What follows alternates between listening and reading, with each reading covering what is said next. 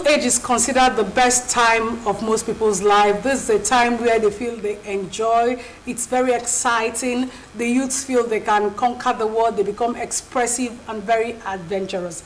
At the same youthful age, that's where you have youths getting themselves involved in drug abuse, prostitution. In fact, they go through a lot of emotions. My name is Anwuli Onyeko, and I welcome you on board Generation Next.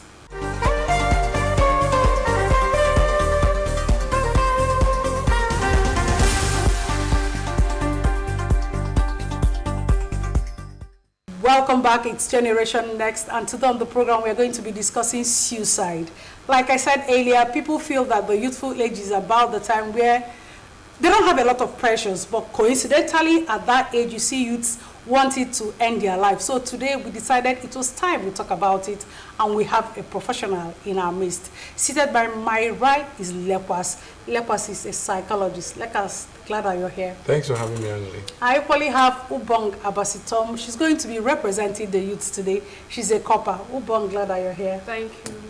Now, Lekwas professionally, please can you tell us what suicide means? And for one, what is the meaning of somebody that is having suicidal thoughts? Okay, so suicide is the fact or the point where an individual intentionally, consciously takes their life. Suicidal thought is where an individual has preoccupation, or in his thoughts, in his mental process, is thinking about ending their lives.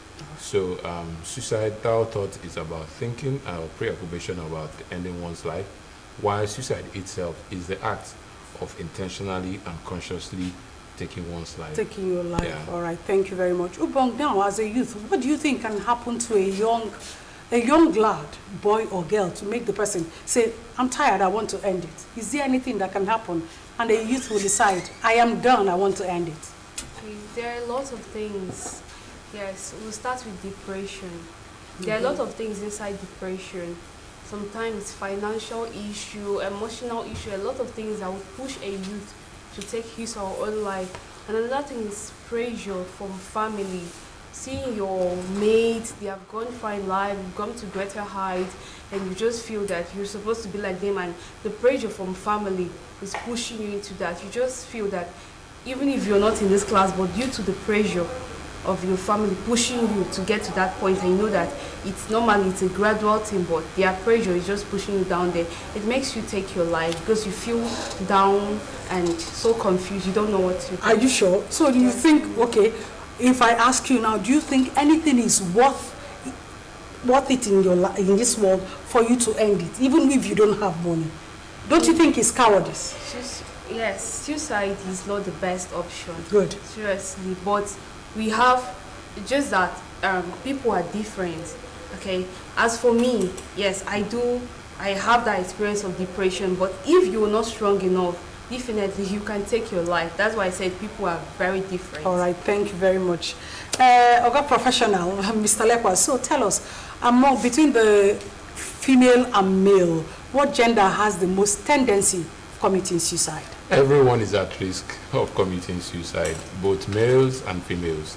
In fact, there are reasons why males may be at risk. For example, we know culturally in this part of the world, males are seen as people who are not supposed to cry or express emotion, whereas they go through the same emotional experiences that women go through. Women are also vulnerable or at risk because there are environmental factors that could make an individual, a female, feel that they are depressed. You know, there are factors, for example, somebody who has been heartbroken as a result of love, somebody who has not had a child for a long time after being married, somebody who may be looking for employment or looking for a job or looking for something that they are not able to have, you know. That could predispose an individual towards suicidal thoughts. So everybody is at risk of being suicidal. Also, we have young people. In fact, the emerging issue that is being discussed globally is the issue of loneliness amongst teenagers. You know, a lot of teenagers, because their parents and their caregivers or their loved ones are all involved in that, loneliness can lead to depression and extreme forms of it. The person can feel worthless, hopeless, and may feel that this is the time to take their life. So, of suicide. All right. Yeah. Thank you. You've been talking about depression, and I know in this part of the world we don't really pay attention to depression. Is depression a medical It has a psychiatric diagnosis. For us in the psychological space, we also diagnose it using our various tools and approaches. In fact, there's a biological treatment for depression through the use of antidepressants. Okay. There's also a psychological treatment for depression through the use of psychotherapy. Okay. So there is a biological, sociological, environmental factor that so it's depression. Actually a full medical condition. Yes. All right, thank you very much for enlightening us. Now, what are the indicators to show us that somebody might have the tendency of committing suicide? What do you see in a person and you said, this one is not acting well?